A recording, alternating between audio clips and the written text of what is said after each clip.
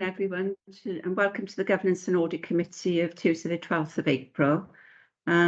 We've got quite a busy agenda today. We've had a number of apologies, but before we start, can I just thank everyone? I know the elections are coming up and we're all busy preparing for that, but can I thank you for attending today, for those that are attending, and also can I wish you all the very best for those elections. If we can make a start with the agenda then. Apologies for absence. Apologies received from Councillor David Helliwell, Clive Lloyd, Mike White, Peter Black, Jen Rayner, Jeff Jones, also from Rob Stewart, the leader, and from Ben Smith. Okay. We've checked for coracy and we are correct with those numbers of apologies. If we move on to agenda item 2, if I could ask for any disclosures, please. That's it. Chair, can I check? I'm not sure whether I need to or not. I'm a governor at Dylan Thomas Community School, and I notice it's mentioned in the audit plan, but as it's a plan rather than something's happened, do I need to declare personal interest? No. Can you advise, please? No. Okay. No. Thanks. No, Chair. There's no need, Councillor, to declare an interest in that. It's not a substantive agenda item. Okay. Thank you. Thank you both. If we can move on to agenda item 3, which is the minutes. If we could take them page by page, and that's the minutes of the meeting of the 8th of March. Page 1 for accuracy, page 2, page 3, page 4, page 5, and page 6. Could I have some hands up if that's a true reflection and the minutes are accurate, please? I propose acceptance for you, Madam Chairman. Thank you, Councillor Paxton Hood-Williams. Thank you, Councillor Lewis. Thank you, Councillor James. Thank you. We can move on to agenda item 4, which is the draft internal audit charter 2022-23. And if I can invite the Chief Auditor, Simon Cockings, to take us through that report, please. Good afternoon, everybody. Yes, thank you, Chair. So this is the draft audit charter for the team for 22-23. The charter was presented to CMT in February for approval, so it's coming back to committee today for ultimate approval. It's a requirement of the public sector standards that every provider of an internal audit service in the UK has to have a charter. There's no substantive changes to the charter from previous years, so it's fairly the same. The standards haven't changed, so the charter itself hasn't changed a great deal. The charter itself is a formal document that defines audit's purpose, authority and responsibility within the organisation. It also recognises the mandatory nature of the standards and also then highlights the scope, responsibility and objectives of internal audit within the organisation. So I skimmed through the main parts of it. As I said, this went to CMT on the 23rd of Feb for review and approval. And obviously it has to be reviewed periodically by myself and approved by CMT and the committee as well. So it's just here as a routine authorisation, really. So the charter itself starts in Appendix 1. It gives some brief overview of the public sector standards initially, and then just talks about the definition of internal audit, the role and function within the organisation, and obviously the key part there is our objective opinion to the council at year end as part of the AGS, which is due in May. It highlights the scope of audit in that we have access to any council documentation, departments, whether financial or non-financial.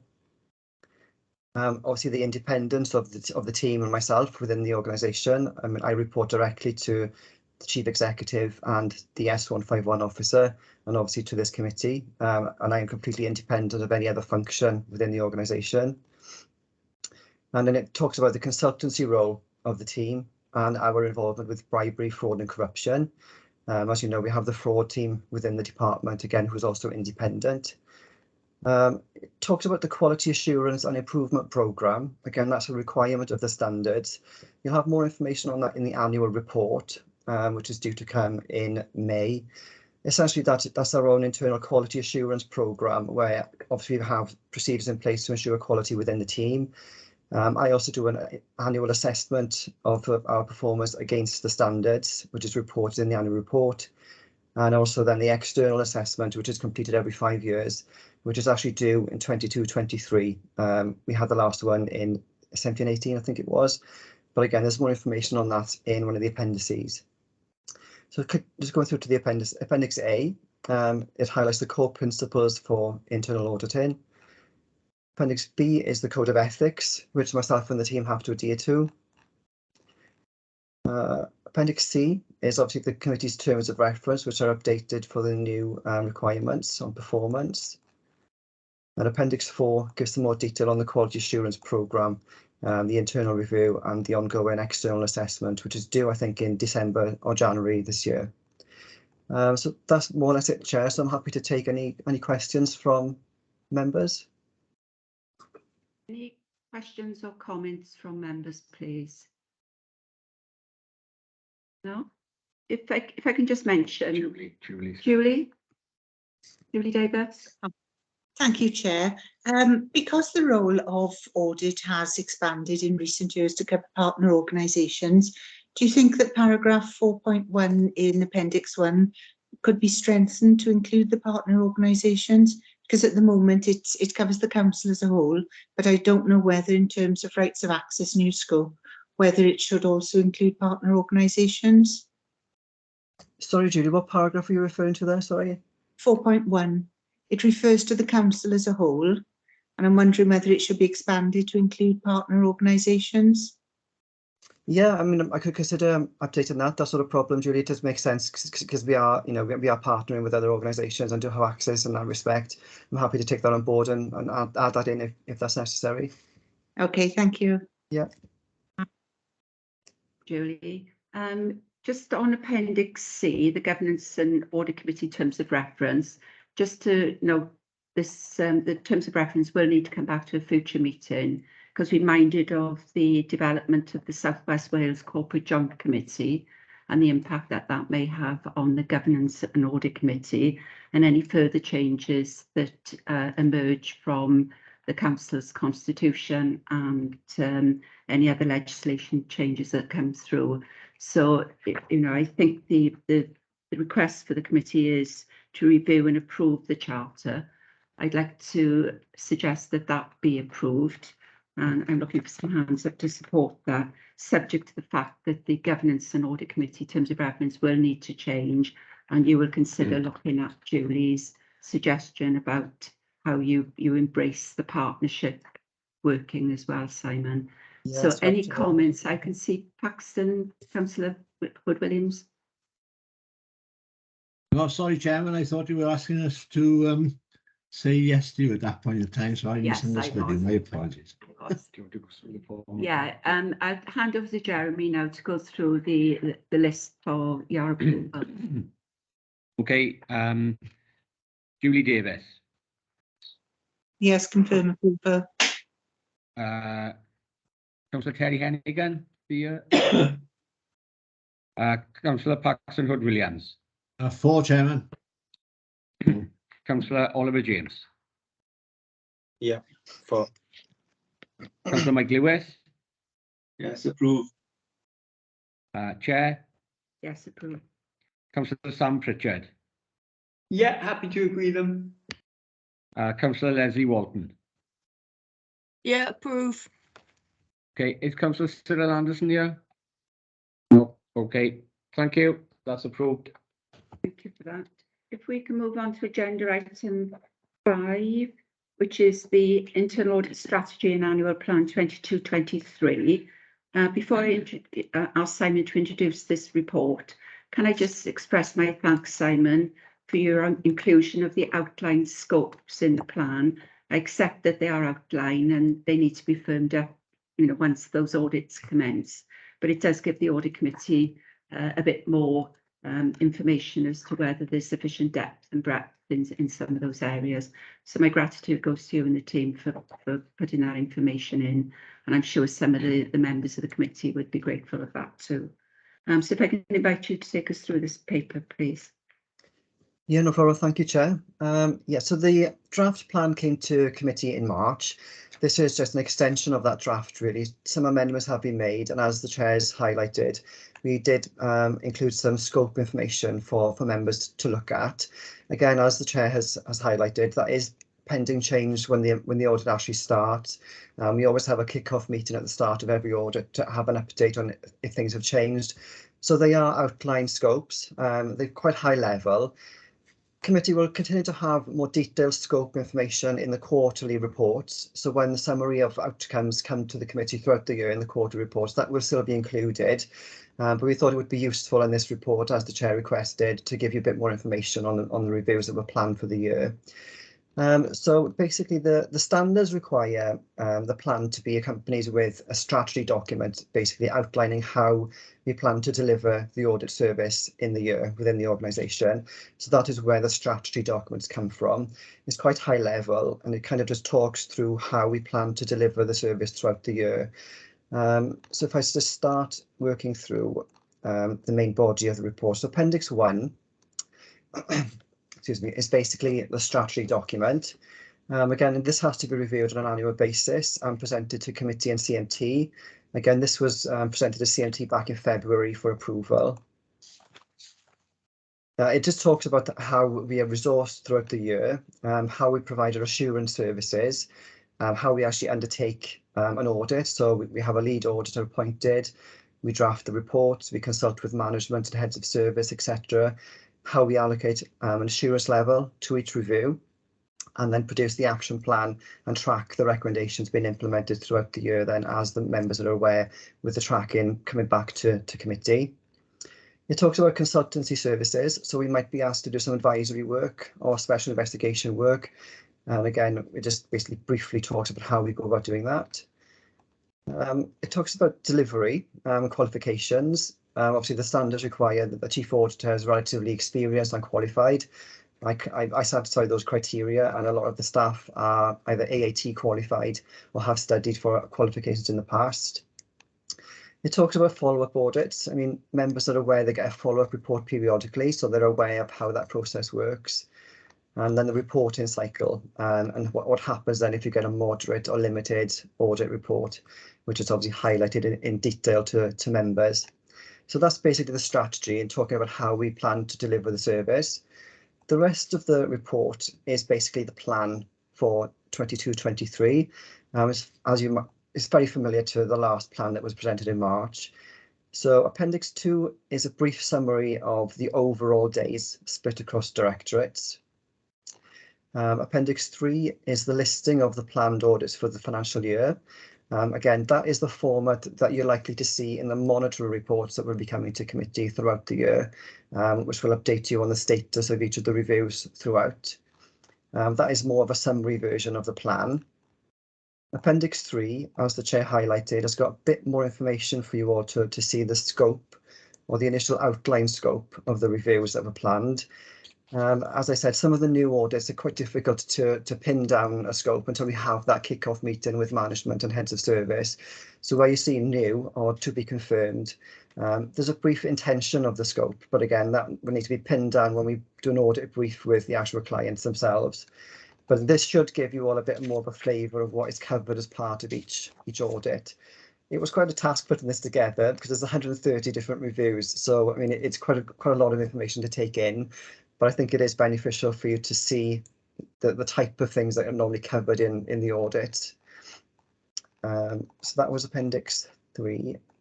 We've got the Appendix 4, sorry.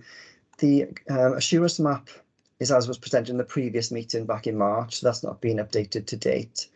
And then Appendix 6, if you recall, I think it was Councillor Rayner had an issue with some of the diagrammatic points in the chart, so that's been slightly tweaked for this version of the report in the first corporate priorities column. If you can see that, it's not directly mapped any longer, so all of the corporate priorities are mapping to the different audit areas.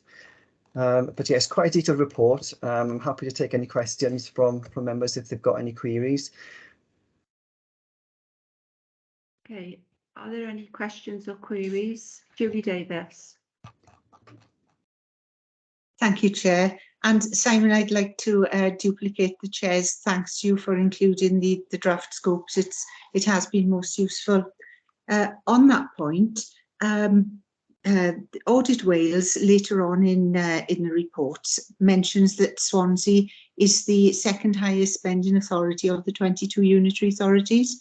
So I would like some assurance about the performance and effectiveness of the different services that you're reviewing, and also how they manage and identify risks to delivery. I mean, it's in terms of expenditure testing, Julie, we do look at expenditure and adherence to corporate contracts and corporate procedure rules, sorry, contract procedure rules throughout all of our expenditure testing for following the correct procedure for awarding contracts, etc. So any large spend areas are normally targeted testing for our individual audit reviews. In terms of the risk identification, as I said, we have two separate risk audits on the audit plan on an annual basis. Well, one on an annual basis and one that was completed last year. We have a rotational risk management audit that looks at each directorate in rotation on an annual basis. So the last one we completed was education, and we look at the risk management from service, directorate and up to corporate level for that service area. So we have an annual audit looking at each directorate every single year. And then last year, we actually did a complete audit of all of the corporate risks and all of the corporate risk control measures as a one-off exercise. So members will get that information in the next quarterly report, which is Q4. In terms of performance, I think a lot of the stuff that Richard is doing in the performance side will start to filter through. I'm not sure if Adam wants to pick up on some of that in terms of how that performance information is going to be reported to the committee. But we do look at, adherence to contract procedure rules and contract award as part of a generic testing in our audits. I think Julie's frozen, isn't she? Yeah. Can I welcome Adam in to comment on that, because obviously we get assurance from the management control as well as the internal audit assurance through that first, second, third line of defence. And I'm aware that I've read the recent performance report that goes to Cabinet.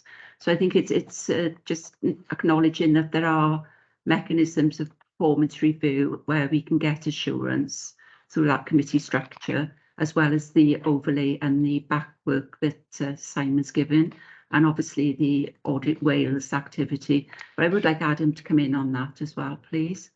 Yeah, thank you, Chair. We have numerous different mechanisms where we can gain assurance. For many members of the committee, you'll remember I do an annual assurance document that shows you each of the part of how it reports to one another. Again, through CMT, we have lots of reports coming through from each of the various services looking at all our performance data. We have our PNFMs, which are our performance and financial monitoring. That's done on a monthly basis, and again, those documents are readily available for people to see in terms of that performance data. That's everything from finance, it's metrics in terms of response of telephony. So that's all recorded, checked through. Anything from there is elevated up into CMT so that CMT has visibility.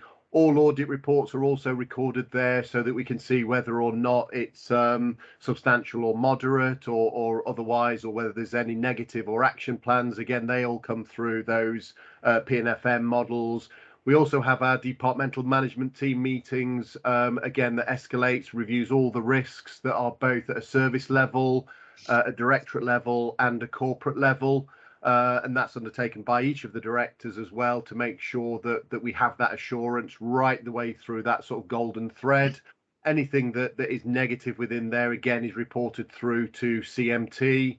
And again, we would also report through on performance, certainly in terms of finance, with budget reviews, with risk through to scrutiny committees. So again, would be picked up via scrutiny. So lots of opportunities in multiple different formats to gain that assurance, many of which Simon has a check on in terms of that governance, and I know he does corporate services as a singular sort of item in terms of an internal audit review of that governance and assurance, of which I think last time we were substantial in terms of the outcome.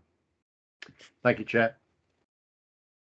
Simon, did you want to say any more? Yes, thanks, Chair. Just to pick up some of the points that Adam made there. Yeah, we did a corporate performance audit last year, I think, which was substantial, which is what I think Adam is referring to. So we do audit that process that Adam has highlighted and talked through in terms of going to PFM and the agenda items that are included within that remit. So we do a secondary check of that, as well as the general performance management stuff that we do as part of our normal audit programmes. Thank you, Simon. If I could just add as well, members will recall that we receive presentations from directors on a rotational basis, whereby we have opportunity to challenge those individual directors around their governance, internal control and risk and performance. And we have targeted a number of those areas over the last 12 months. So I think there's a lot of avenues where, as a committee, we can gain assurance. It's just recognising where those avenues are through the mapping process, some of which is within Simon's report. Julie, have you got any other comments on that? No, I'm sorry, my screen did freeze and I was bombed out, so I didn't hear all of Simon's response. I was looking for assurance around the effectiveness of the services, which isn't always the same as performance. I don't know whether we do any work with the recipients of services to understand their perspective on it. Adam, do you want to respond to that one? Yeah, thank you, Chair. There's a number of things that we do across the authority, and I suppose we look at the effectiveness, efficiency of how the service operates, the end user. So things like we do consultation with users out into where we're forward facing. Internally, for example, every time Simon does an audit, for example, or his team, they will do a quality check back to us in terms of how was it for us, are there things that could be improved, was it timely? So there's lots of things that we do as an internal, that we do the same with some of the legal services, in terms of, you know, when we've gone through some activity, we would go back and check efficiency, effectiveness, whether it worked, what satisfaction level, and we do that through quite a few services internally as well as those external. Also, where we're in partnership, we would do sort of some sense checking. Things like the PSB is a prime example, where we have a lot of community engagement in different strands that we work in, and would get feedback from customers or partners.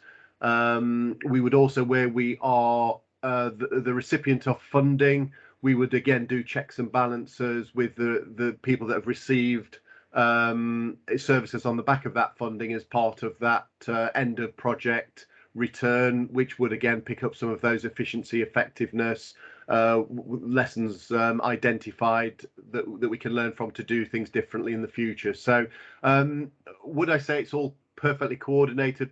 Not collectively, but you could, for each service, pull out those strands and identify them. So if you needed it for a particular audit, you would be able to get it. But we don't sort of do it, I don't think, as a council as a whole. But it hasn't seemed to prove need to do that. It's almost directorate by directorate, really, or service by service, so that the learning can be ploughed straight back into that. And probably one of the things we ought to look at is how we share some of that across other services to get those lessons identified and shared. Would actually be good practice moving forward. So perhaps something to look at over the coming 12 months. Thank you. I'm just looking at the plan. You've got some time in the plan for communications and public relations. I'm just wondering whether you can build anything within that scope to pick up some of the comments that Julie's made around that, stakeholder engagement and effectiveness. I can see Councillor Walton's hand up. Leslie? Yes, thanks, Chair. I just wanted to say that I feel that we are getting reassurance by the very fact that the internal audits often bring to our attention somebody or section that's been classified as moderate. Now, for me, that might sound a bit about face, but the very fact that we are kept informed and that nobody's trying to pull the wool over our eyes and say, oh, that audit was fine. Yes, that audit was fine. That is where I get my reassurance from. And I feel that that reassurance cuts across the whole of the council in all it does, both effectiveness and value for money and every other facet that we're looking at. So personally, I think we have got that covered, and I feel even more reassured by both what Simon and Adam have said of all the other checks that maybe we're not quite so involved in that go on behind the scenes. Thank you. Councillor Walton. Adam. Yeah, it was just to say that in the development at the moment under the Local Government and Elections Act, not that we didn't have some before, but under that act, there is a public participation strategy that's being developed. That strategy will pick up a number of the things that Julie's been talking about how we get people more involved. It's about how we could get feedback, how people could be involved in decision making right the way through, as well as get that feedback in. So we're still waiting for some of the guidance to come through on shaping that. But that'd certainly be a really good piece of work for governance and audit to look at later on in the year, probably after the summer, for it to come here and have a good look at that and see how that could be tweaked further in order to give you some of that assurance. It won't be enough to be able to give you the assurance that it's working, but it should give you the assurance that we have it in place and starting to see how it is being applied. For probably 6 months later, we could then get assurance of, so what difference has it actually made? So that's quite an important piece of work, and that'll also bring on things like e-petitions as well, and how they get to be reviewed and added in. So there's a whole piece of work being worked on now. Once we have all the guidance, we can finish that and get it adopted. But I would say back end of the summer would be a great time to look at that as a final strategy. Thank you, Chair. Thank you, Adam. Simon, can I ask if you can build that into the communications and public relations audit review, because that's about compliance with council policies, procedures. You can easily fit that, I would have thought. Councillor Walton. Yeah, just a quick comment going on from what Adam's just been saying, just to let you know, and again, hopefully even more reassurance, this has been recognised in the AGS. There is a section that specifically refers to encouraging far greater participation of the residents who we are hoping to serve. Thanks. Thank you, Councillor Walton. Are there any more questions on the strategy and annual plan? If that's not the case, then we've been asked to review and approve the annual plan. So if I can hand over to Jeremy to cast the vote, please. Okay. Julie Davis. For. Councillor Terry Hennigan.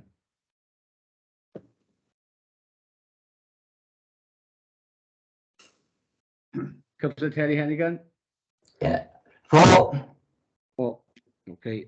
Councillor Paxton Hood Williams. For. Councillor Oliver James. For.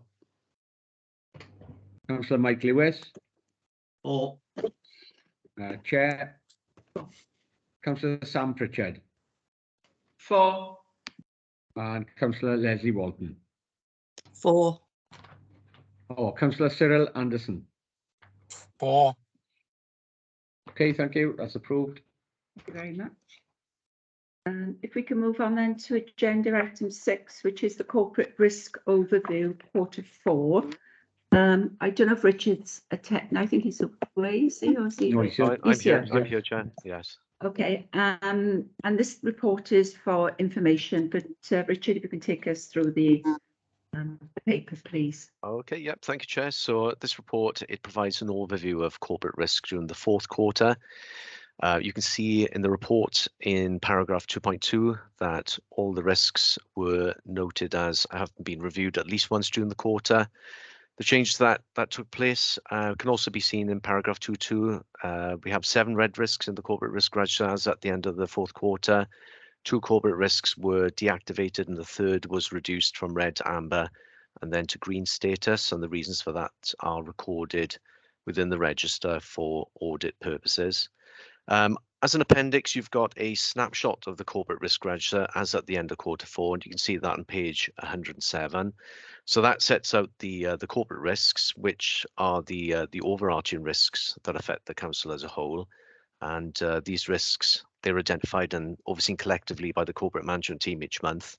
And each risk has a member of the corporate management team identified as a responsible officer. And there's a guide to the various headings within that appendix, which you can see in paragraph 2.3.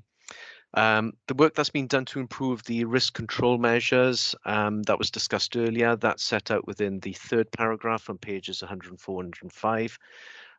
As Simon mentioned, internal audit has undertaken a review of corporate risk management during the fourth quarter, which included looking at the work that's been done to improve the control measures.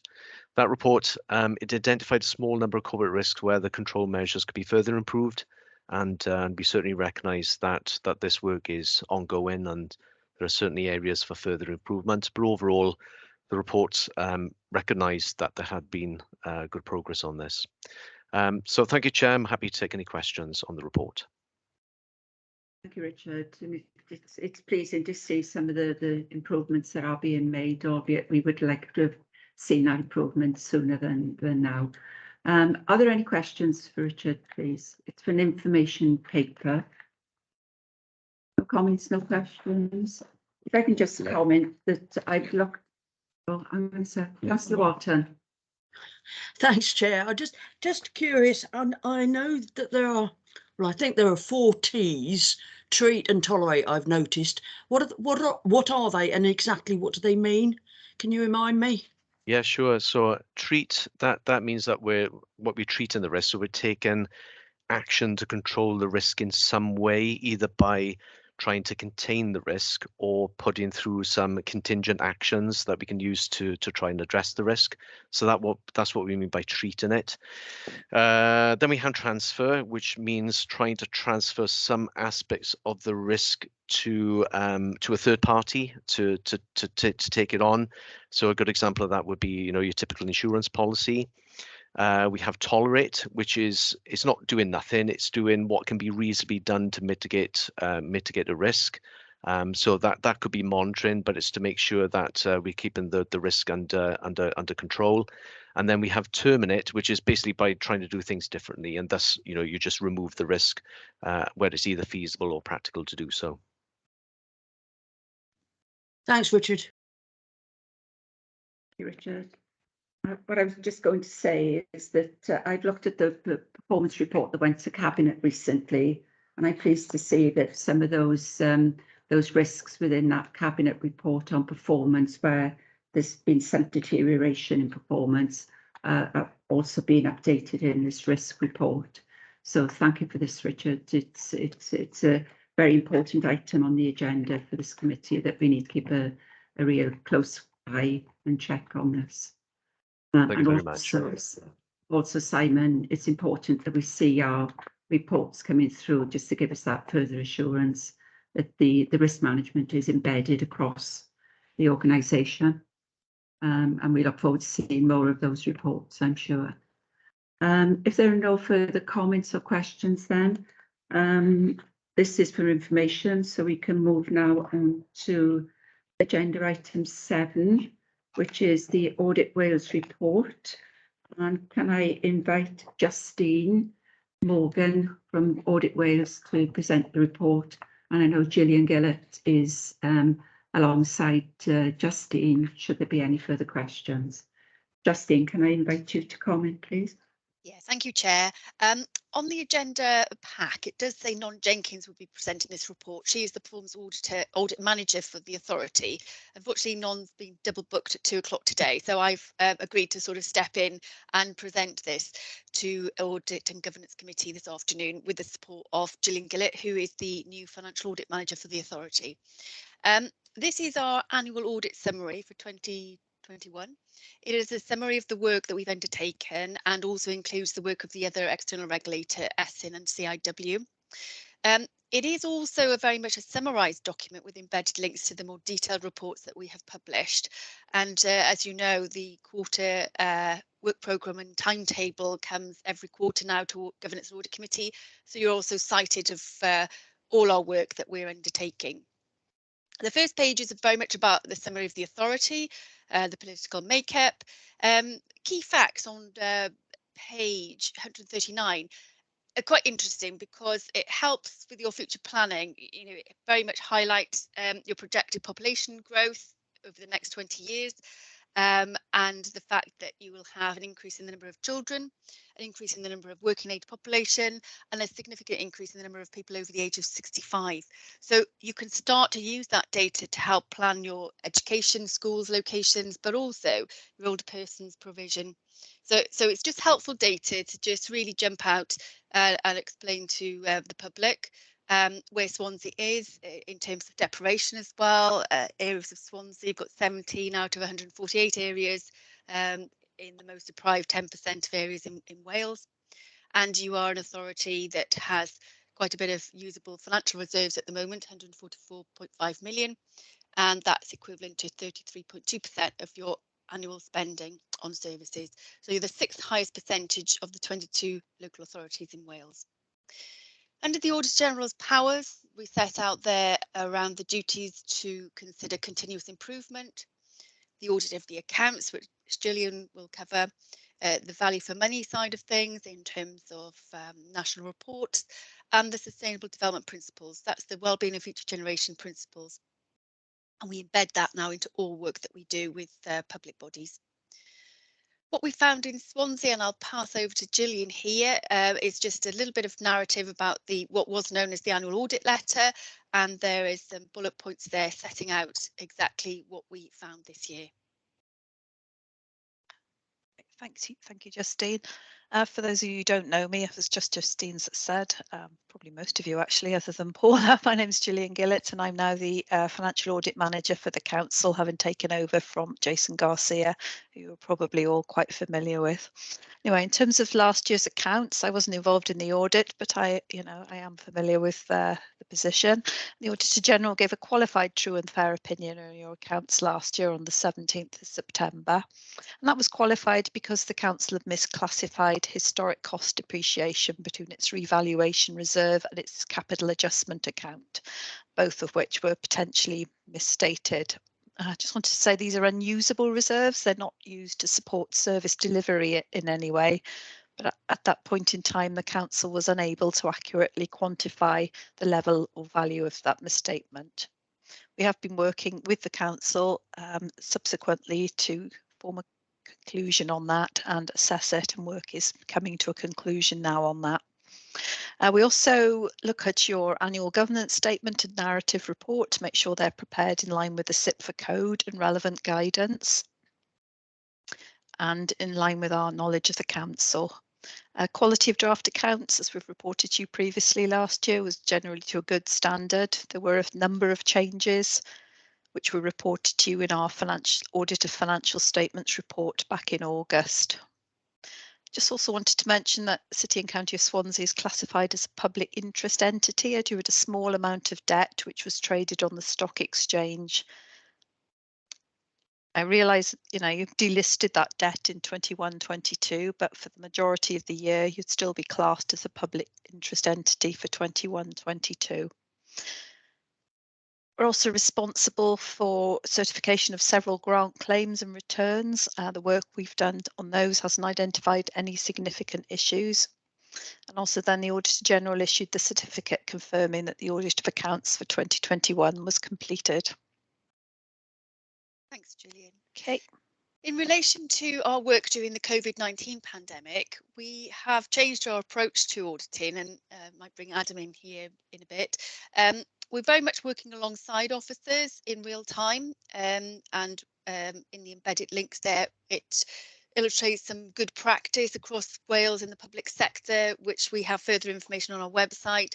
And we did a test, track and protect report. I was involved in that project myself, national report, and that helps to illustrate, We want to make sure our work is very relevant to public bodies at the moment, because we are living and working in very different and difficult and challenging times. In relation to continuous improvement, you had compliance certificates for your improvement plan, and just touching on Adam's point about the new Local Government Elections Act coming in, well, it's coming this year. As part of our audit risk and assurance work, we have been working alongside and getting assurance from what arrangements officers have been putting in place over the last year. So we'll be reporting that back to the authority probably in about May after the elections, in terms of your progress to date, and also on your self-assessment process, which is a new requirement under that particular piece of legislation, and as well as your recruitment of new lay members to Audit and Governance Committee. We did a piece of financial sustainability work across all 22 authorities this year, and the full report, national report, is embedded in this summarised report, as well as your local report as well. We've done some work around your recovery planning and your approach to moving in and out of COVID, and we recognise, particularly at Swansea, that a recovery planning isn't linear. You've gone back and forth in and out of emergency planning and back into recovery. So we're very mindful that it's an oscillating position.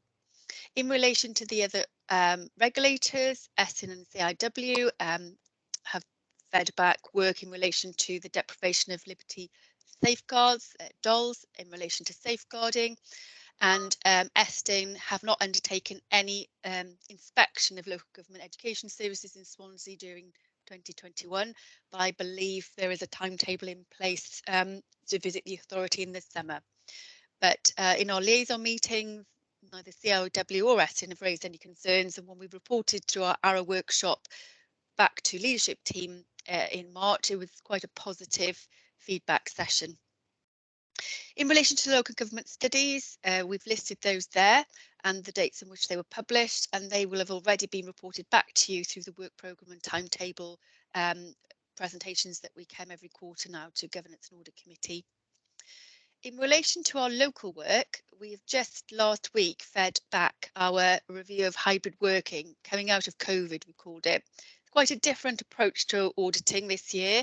Very much shaped that project collaboratively with officers, senior officers, and this was all about gathering qualitative information which will supplement the officers' work that they did back in the summer, where they engaged with staff to find out what it's been like to work in very different ways and delivering services differently. So what we hope is that piece of work will give a richer knowledge base to officers at the authority in terms of planning for the future, in terms of where officers might work and how officers might work with their workforce. So we'll bring that letter probably back to June or July's audit committee, and in relation to the work we've done on achieving better together, the transformation agenda, that letter will also encompass feedback in relation to that local report as well. And springing forward, we're just drawing our conclusions in relation to that, and that's all about how local government across all 22 have been learning from the pandemic, moving forward, working very different ways. And we looked at traces there in relation to your assets, i.e. where your buildings are and where you're providing services from, and how your workforce is adapting to work in a digital way during the COVID pandemic. And obviously coming out of COVID, you might decide to continue working in that way. It might be a more efficient way.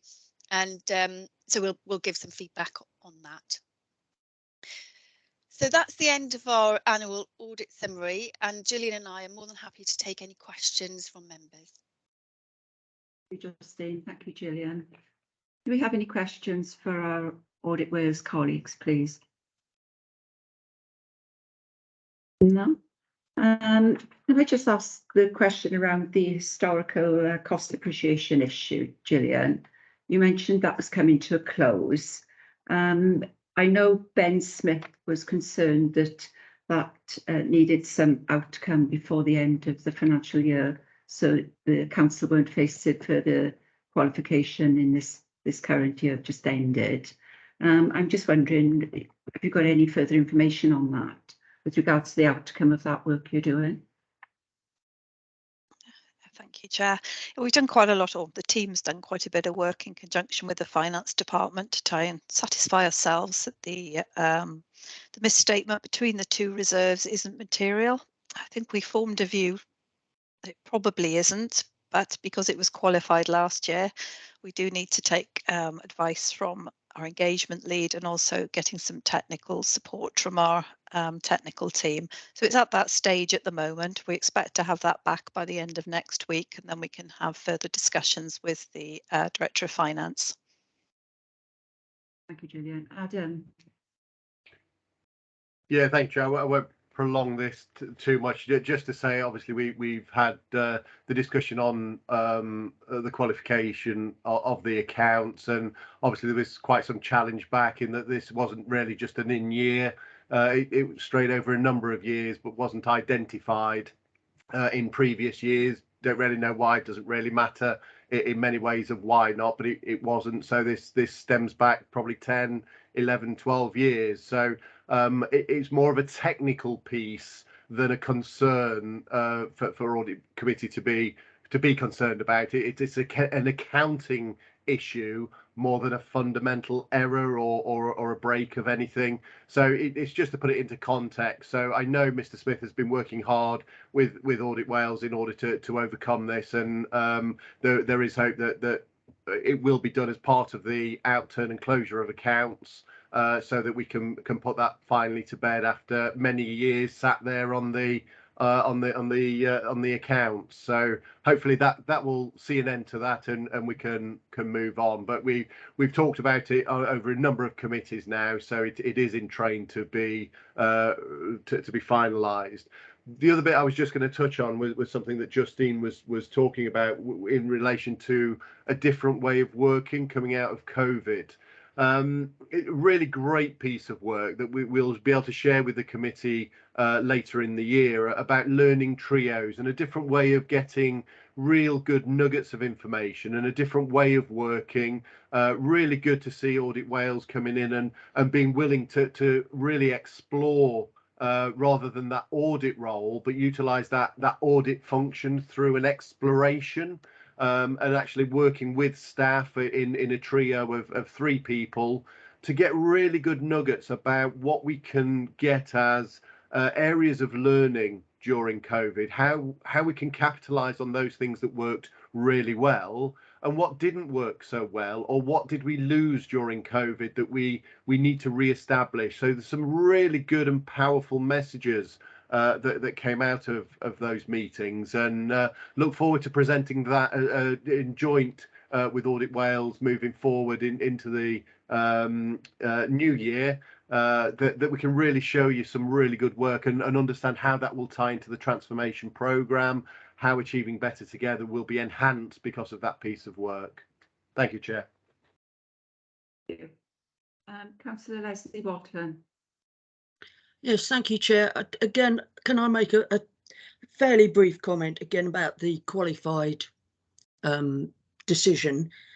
I think it is a real shame that Ben is not here. I would like to know exactly where he feels that they've got to. And I feel reassured partly from what Adam's just said, because I've heard Ben talk about this before, and certainly the issue seems to be one that's not really materially significant, but I can also see that Audit Wales had to actually make a qualified decision. But I would like to know more, and hopefully Ben will come back to us again at some point. Thank you. Sure you will. Adam, do you want to come back on that?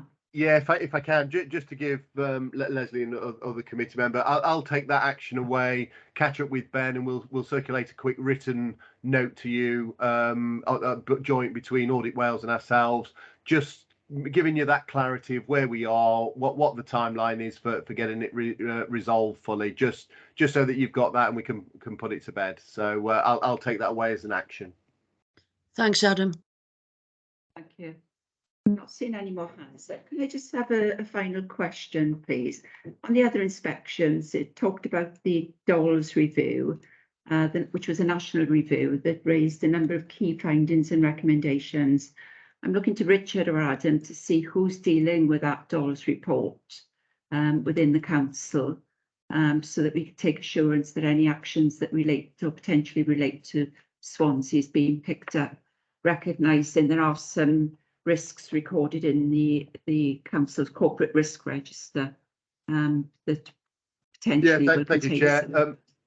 Happy to come in on that one. We have had extensive discussions and action plans being produced on the back of the DOLS report. Obviously, it's a report that covered the whole of the UK. Well, it wasn't just Swansea. Swansea was just one of the cited local authorities that were involved in the report. It doesn't always paint the whole picture that's there, but we have taken all those actions, being led by Dave Howes as Director of Social Services, supported fully by all the other directorates, as we are a one council approach. So we have actions in place in order to address anything that we need to address. So I can give that assurance on behalf of CMT that it is being picked up and dealt with, and we're making sure everything that needs to is if it hasn't been already been put in place. There's always a time lag between these reports and actually what's reported from when it was identified. So it wasn't that anything that needed to be done was waited till the report came out. That was well started in advance of when they were talking to us or doing any research. So it's well underway and all being picked up. Thank you, Chair. And perhaps I could suggest that when the Director of Social Services attends the next Governance and Audit Committee to give assurance around the whole range of his services, we have an update on that report as well, so that we can make sure it's tied in. Maybe we can add that to the action plan, so the Director of Social Services has sight of the request. If there are no other questions, then can I thank our colleagues from Audit Wales for attending this afternoon. You're welcome to stay if you so wish, but if you want to leave, then please do so. On to agenda item 8. We've got Achieving Better Together Recovery Plan, an update from Adam. Adam? Thank you, Chair. I'm going to hand over to Marlon on this one, because I'm sure you get sick of hearing my voice. So Marlon, over to you. Okay, thank you, Adam. Thank you, Chair. So today I'm going to provide an assurance update on the progress in delivering the Council's Recovery to Transformation Plan, the Swansea Achieving Better Together programme. I'm going to take that the report has been read, and then I'll give you a highlight summary now, and then at the end, any comments or questions we can happily take. So on the 15th of October 2020, Cabinet approved the new Recovery to Transformation report. The main purpose of the Achieving Better Together programme is to ensure that the Council is sustainable, efficient and effective in what and how it delivers its services, with the citizens at the heart of all that we do, and that's not only now but into the future. As well as identifying the priorities in the short term and medium term, the framework really aims to set the foundations for establishing that longer term shape of the Council. In 2.4, we identify some key report milestones. So that includes reports to scrutiny, here to Audit and Governance Committee, Cabinet and PDCs. The work of both the remobilise and the refocus phase, they have continued throughout the new pressures and the continued impact of COVID over the past few months. We've called on resources from across the organisation to support local residents, communities and businesses through the winter Omicron pandemic as a priority. And as Justine spoke about earlier in her update, we were in and out of that, balancing the transformation and recovery plan along with the emergency plannings while we were going through that. The medium-term finance plan for 21-22, the delivery is positive and we are on target. I'm happy to report. It's reviewed and updated on a monthly basis at the Recovery, Reshaping and Budget and Strategy Board. 4.6 in the report, that highlights the current status in relation to the projects and the work areas. So the work at the moment is ongoing in relation to the continued recovery, the refocusing and reshaping of the council. And it's structured around the following work streams at the moment. So that's the care services, the education and learning, future workforce and equalities. We've got community support and then the economy and environment work streams. So the work streams have shown really good examples of working together and in partnership to achieve great outcomes for the council and for the residents of Swansea. So the reshape phase will look beyond 2022. It's subject to the elections, the priorities of our new council, a new chief executive, the corporate plan and the strategies for the council going forward. So at the moment, we're in the preparation stage of phase 3 and delivering the phase 2. We will be working towards developing the framework for the future delivery of the programme, ensuring that strategies and action plans are embedded and changes visible as we're increasing in pace. The review and the update of the corporate plan, ensuring the culture of the organisation is aligned to the plan is a critical piece of work that we're doing at the moment, and ensuring priority service areas have new models of delivery maturing over the coming years. And obviously delivering the balanced budget, but not only looking at a balanced budget now, looking at the long-term finance planning and ensuring that we're a sustainable council for the future. The current governance structure is working well, and an internal audit review gave a rating of substantial, which we were pleased to receive. The recovery, reshaping and budget board, they are sitting monthly and focus very much on that strategic, high-level issues, risks, and the good success that is happening with the programme. The steering group also meet monthly, and Audit Wales, they're both sent the papers for steering group and they're invited to attend, which they do so quite often. And then also there's PDCs.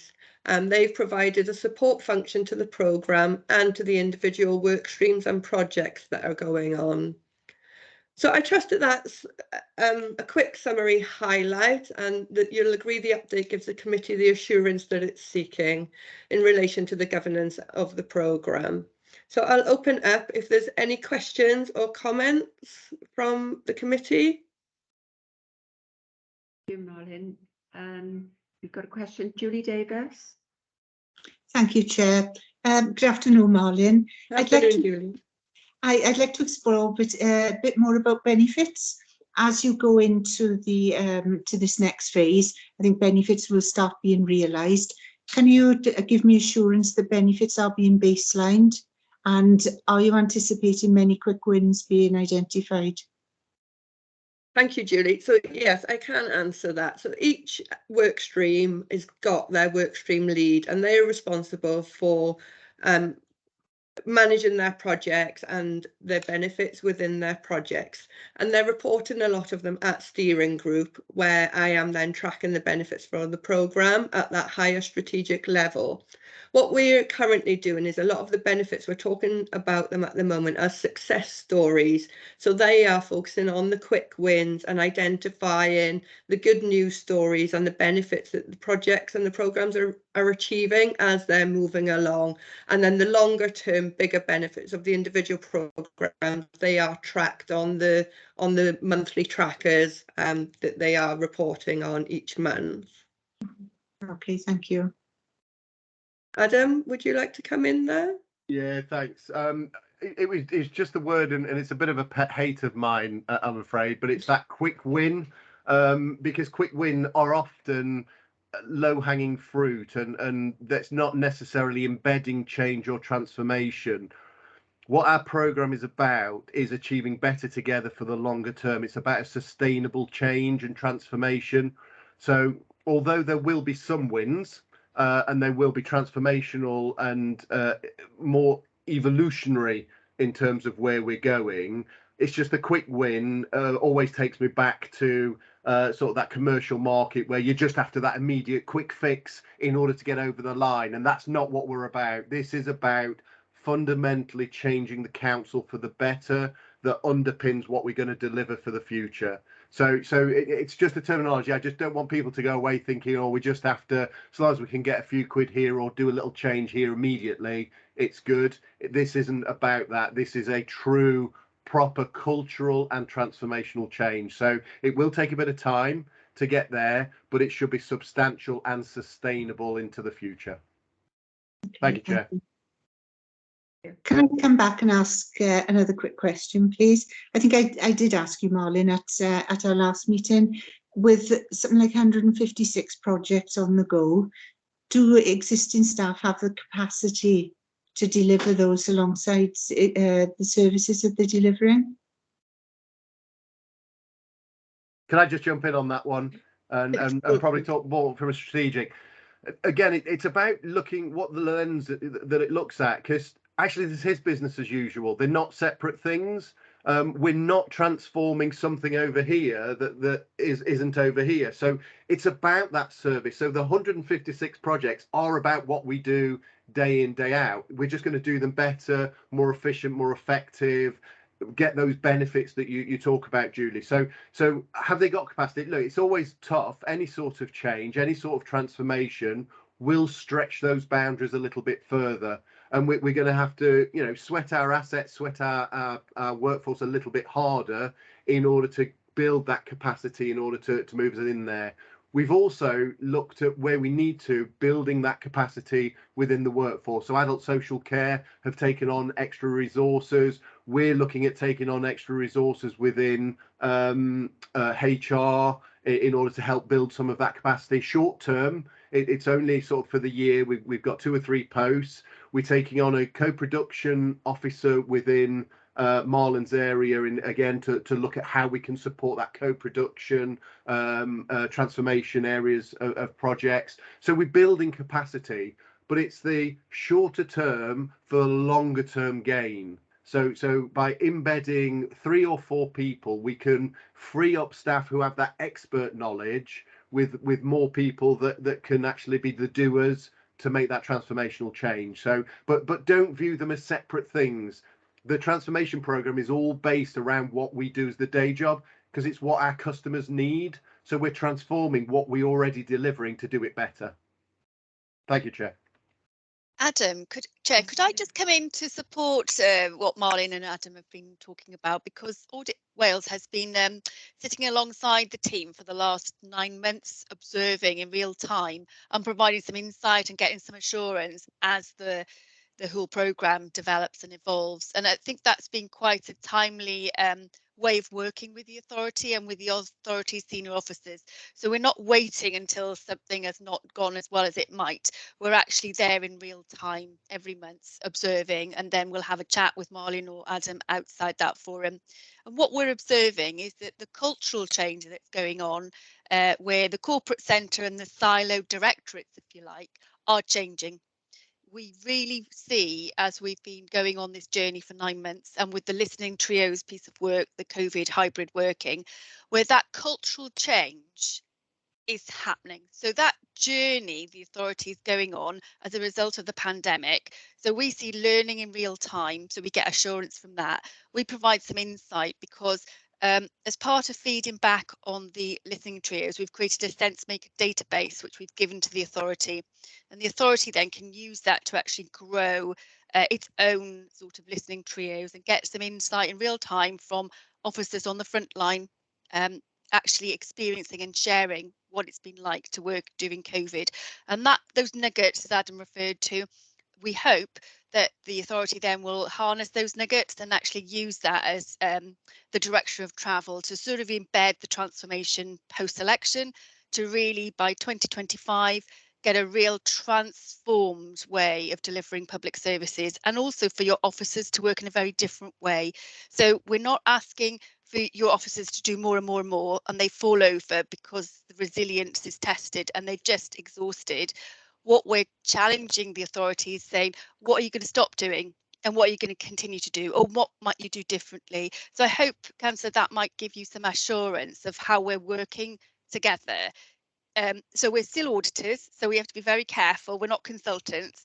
But what we are doing in reporting back in the letters that are coming to the Governance and Audit Committee, hopefully will give you assurance that risk arrangements are fit for purpose, the stuff that we've talked about in working very differently during a COVID pandemic. You'll get some assurance from external regulator, as well as Simon with his internal audit hat on as well.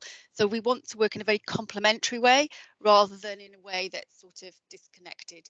So I hope from an external audit perspective, this helps, or this feedback is helping you to get assurance from Adam and Marlene about the direction of travel around the transformation programme.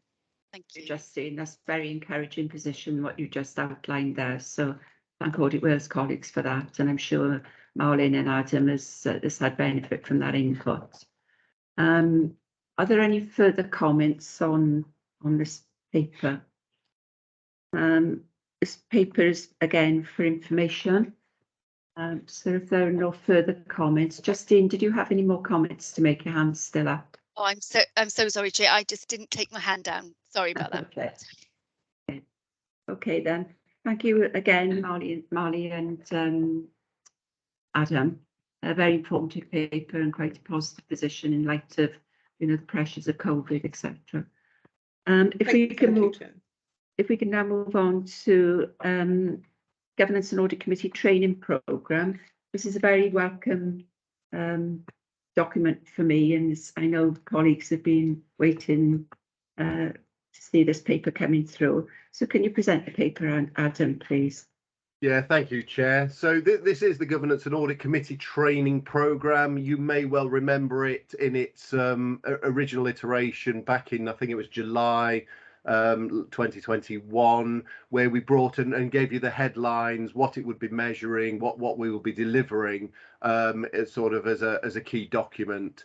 Since then, we've refined it and pulled certain bits together. There was a little bit of duplication in there, and tried to streamline it to give members of the committee the best overview for each of the sessions. We've put some provisional dates in, so that we start to shape when they will take place, some of which will be twice a year, so some will be singular, and also giving some assurance around who will be preparing and presenting those elements to show that mix of expertise from both across the council and our partners such as Audit Wales. In terms of the programme, it's laid out under Appendix 1. Again, just to give committee a little bit of more assurance, so these are the fundamental ones that are based around your key requirements as a governance and audit committee, and also some general knowledge in and around the council that will help you to be able to undertake your duty under the Governance and Audit Committee, knowing how it fits with other committees like scrutiny, like some of the PDCs, and just the general operation of the council. So we've tried to give you an overview of the council as well as specifics in relation to governance and audit. In addition to this programme, as we go through the year, there may well be other areas as legislation changes or there's new areas of work. They will be added in over and above. So this is the framework and the foundational training programme, if you like, and that's not set in stone. So it's not that's it, that's all the training and development you'll get. There will be training, development and awareness sessions added in through the year.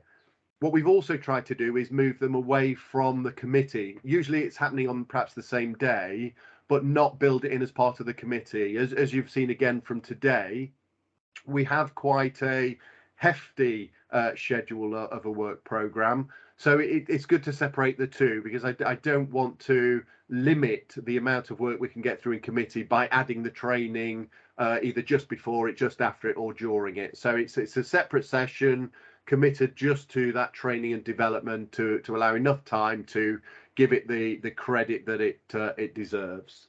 That's it, Chair. Happy to take any questions.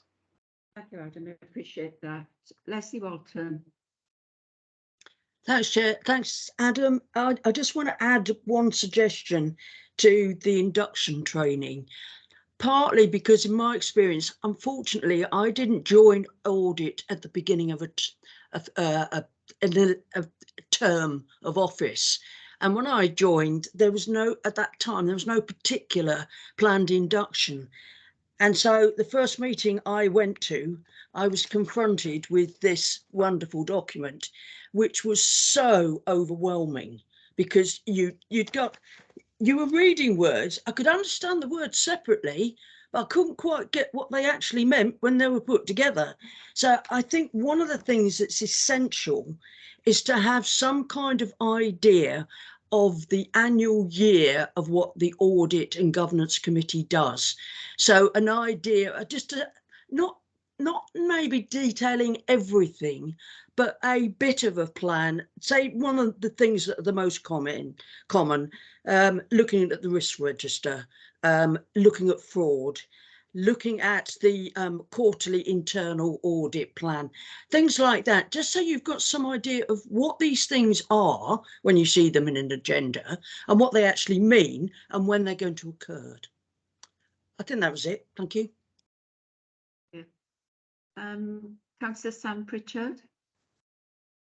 Yeah, thank you, Chair. I mean, I think Leslie's basically said a lot of what I was thinking, but I just want to pick up on that point of, in terms of training, I think it certainly needs to be something ongoing, and I think what Leslie has articulated really well is for councillors who join the committee who perhaps 2-3 years down the line who have missed a lot of the training, it is incredibly hard to grab hold of something and to be able to understand and read the documents, and takes a lot of time to read the papers, and so I think that sort of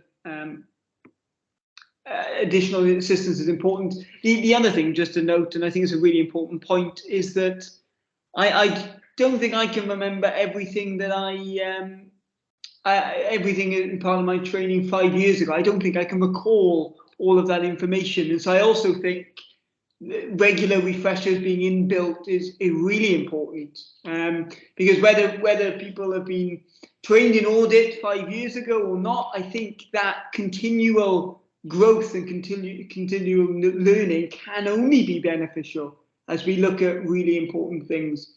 So just those 2 points really, Chair, just to reiterate that training needs to be available as and when people join the committee, and also I think refresher training, I'm sure would be welcomed by the whole committee. I totally agree with both Councillor Walton and Councillor Richard, and which is why we've been pushing to have this training programme for some time now. You know, I think it's about 12 months ago when I first met with the Chief Exec to express concern that all of us were seeking training and induction for some and more detailed training for others with the new requirements of the Audit Committee. So I'm really pleased to see this coming to fruition, and I think it will be a living document, as Adam is suggesting, but at least we've got something, and the first one is going to happen in May. I've just got a couple of councillors' hands up. I don't want to stop them from commenting. Councillor Hennigan. Yeah, I think what Sam just said about refreshing training sessions, I just like Sam, there's times when I've got things that don't remember everything that comes out. And you've got councillors then who thinks they knows everything, and they don't, especially when it comes to the Constitution and the Code of Conduct. So from time to time, I think we should revisit the Code of Conduct and the Constitution. It might be for a different committee, but it certainly needs to be looked at, especially with an election coming up shortly and new councillors coming in. We'll have an interim training session. But refreshing training sessions are paramount as far as I'm concerned. Thank you, Chair. Thank you. Councillor Mike Lewis. Thank you, Chair. Yeah, I just want to make the point really that almost 25% of the makeup of the new council will be new councillors because of the amount of councillors retiring this time round. So as I'm Chief Whip of the ruling Labour group, and it was my job to populate different committees, obviously there's going to be people which are completely fresh and have no indication at all of what being a member of the audit committee or any other committee involves. So as soon as this training could be arranged and completed, the better from my point of view. That's all I just wanted to illustrate. Thank you. Cheers. Thank you, Councillor Lewis. I totally agree with that. Adam, do you want to comment further? Yes, please. Just on a few bits. So a couple of things first. So this is training purely for Governance and Audit Committee. There is a further training for all other councillors across. That's for all councillors across the council, happening at the same time that these will be happening. So there's two bits there. So Terry, when you talk about the constitution, that affects all councillors across all of both sides of the house. So we need to make sure that's picked up there, not here at Governance and Audit. So but it will be picked up and will be regularly done. In terms of being a live document, did say that, you know, we will amend this as we go. You will notice on the left hand side the dates of the meetings are now in there, pretty much set, but we're just tweaking some final bits as we fit around all the other bits that we have to do with a new council coming in. So as Mike was sort of asking, you know, the faster that we can get these in, the better. That's why the dates are in, so that any new member joining the council or existing member forming the new council, actually the dates are there set, and they can make allowances and fit into those.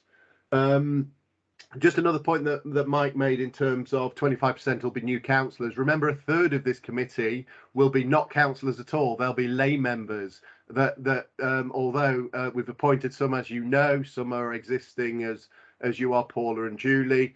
Actually, you know, some people may come with no experience whatsoever of the politics, governance and audit of this council. So even more important that we get people to really understand how a council works, how they work across scrutiny, PDCs, what the role of governance and audit is. They may have an audit background or they may have financial background. That's slightly different to what we'd work in within this kind of environment. So we need to make sure everybody, regardless of where they're from, what their background is, that we give them a really good induction. You'll also notice from the induction and the training, they are twice a year, a number of them, to make sure that we do that. If we did it more than that, we'd almost be training everybody every few months, and we have to also think about officer time. You can see through the prepared and presented, there's a lot of officer time goes into this. So there will be an ask through the chair that actually, if you're on this committee, you commit to turning up for this training, because as members have stated, you know, it could be a while, 6 months, if the next training. Actually, to be really efficient and effective in this committee, it's important that members attend that training. So there will be a plea for me to, through you, Paula, to make sure that all committee members really do put this as a priority, to make sure that we can capture everybody in that first initial induction and training programme. Because obviously it'll be a new council, we'll have new lay members coming in from May also, so it'd be great to get everybody on that same page from day one. Just in terms of Leslie's comment, obviously we have an annual work programme that's there that shows you what we're working on generally through the year, but I think we could look at developing that further, as Leslie says, to sort of map out a little bit better perhaps the sort of things that will be coming, and perhaps a little narrative that we can put in as part of that induction about what does it involve, because it's easy to think of a work programme that's got a title, but actually it doesn't mean anything unless you understand the detail behind it. So we'll look as part of that induction to put something in that just gives a bit more detail, just a paragraph of what each of those topics are, and we'll see if we can build it into some sort of glossary, so that as people go through the year, if they do need to go back and just have a quick look, then they can, and just remind themselves, because it will be a lot of information for people to take on. Thank you, Chair. Thank you, Adam. I'd echo your comments there for the importance of people to attend the training. It's essential. Leslie, do you want to comment? Yeah, just a quick point. Will there be some special training aimed at lay members? Not any more so than everyone else, because the idea being that, so although a lay member may not know the council, a lot of those, as Mike said, 25% of potentially members coming in of councillors may have no previous experience of being a councillor. So to all intents and purposes, they're a lay councillor, if you like, as opposed to a lay audit committee member. So I think it's important that, and I forget who made the comment, it might have been Mike or Terry, I'm not sure.